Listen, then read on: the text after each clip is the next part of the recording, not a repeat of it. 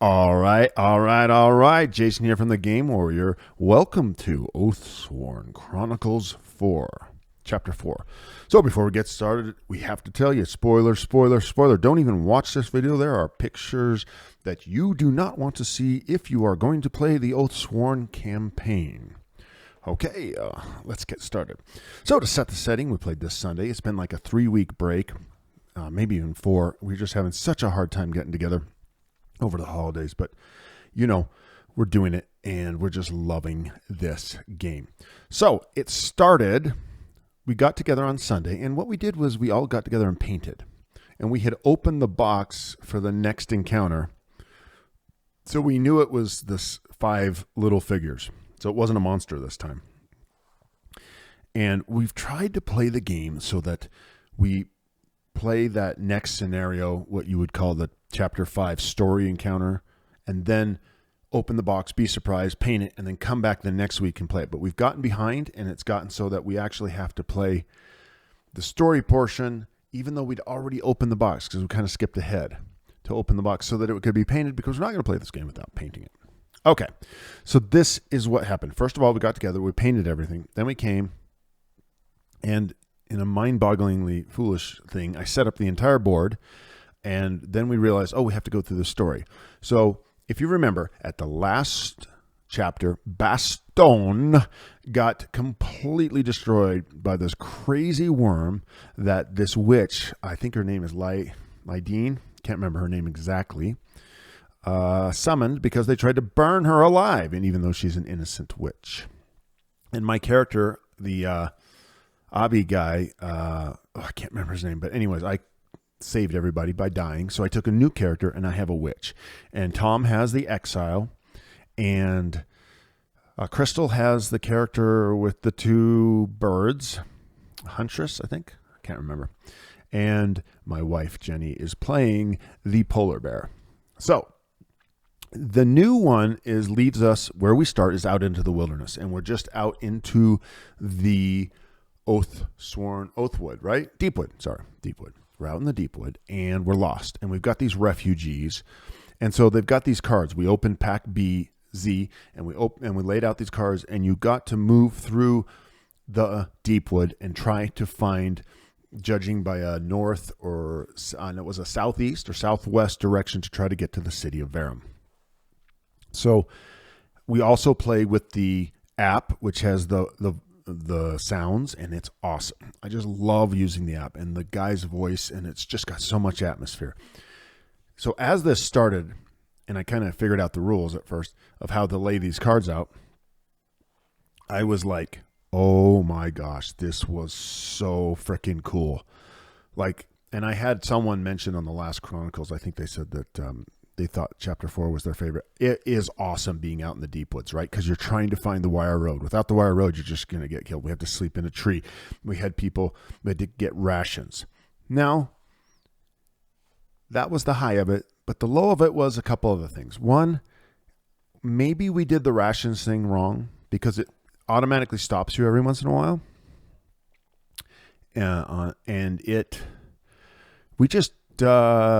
We had 15 rations, and we'd saved, 10, 12 people. So then by the second time we had to stop to feed them, we were losing things. And then by the third, they were all dead. We just lost them all. And so we all said, okay, something went wrong here, right? We think we may have screwed up. And anyways, the other thing that kind of got us that wasn't so cool, if you played this, is that it felt like to me that there was a puzzle here. We were all like, puzzle, figure it out. Use your brain, puzzle, figure it out. And unless, again, we screwed something up, there wasn't a puzzle.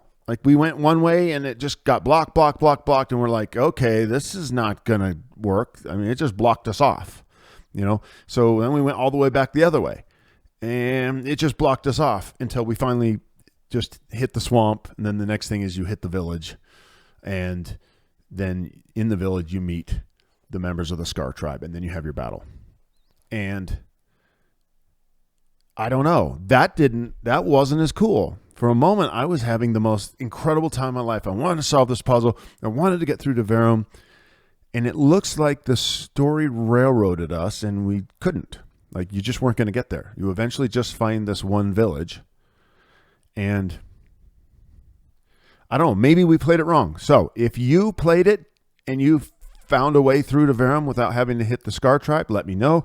If there was a clear puzzle and a way to get to the village without going through the swamp or whatever, oh, that was one of the funnest parts. So Tom's character got screwed up, failed to roll, and went into the swamp. The polar bear rolled to try to pull him out, failed, and we were like, oh my gosh, we're going to lose a character here. Like Tom's going to have to, well, in D&D parlance, roll up a new character, but I thought for sure. And then they gave us, the program gave us one more chance. And the witch, who's, she's just a slim little girl, gets in there and pulls the exile barbarian out and saves his life. Oh gosh, that was fun. It was cool. So amazing. Like, it was just fun. Then we had to battle the Scar Tribe. And this time there were like 5 of them or 6 of them. We just painted them up.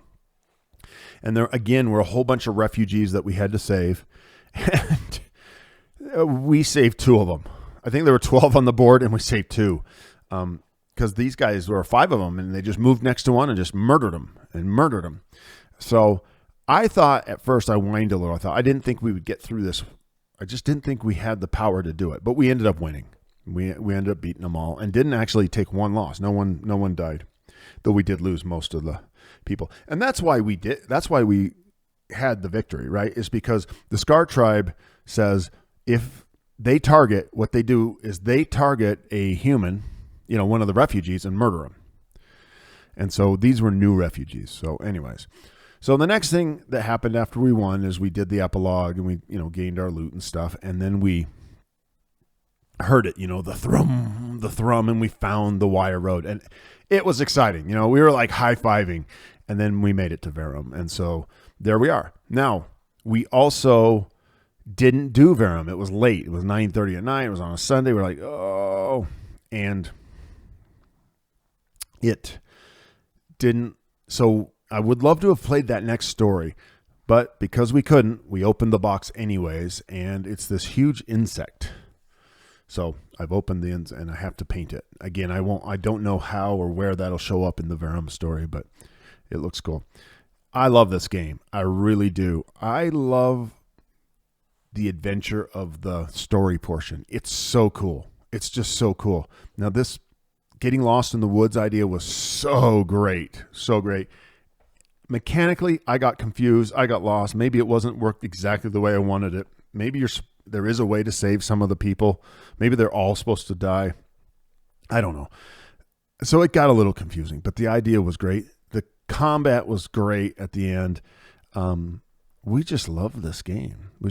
So if you've done Chapter 4 and you had some thoughts on this, I would love for you to tappa. Get busy typing, my friend, and let us know your thoughts.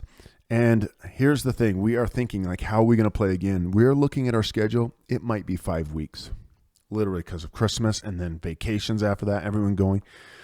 I cannot wait 5 weeks to play this again.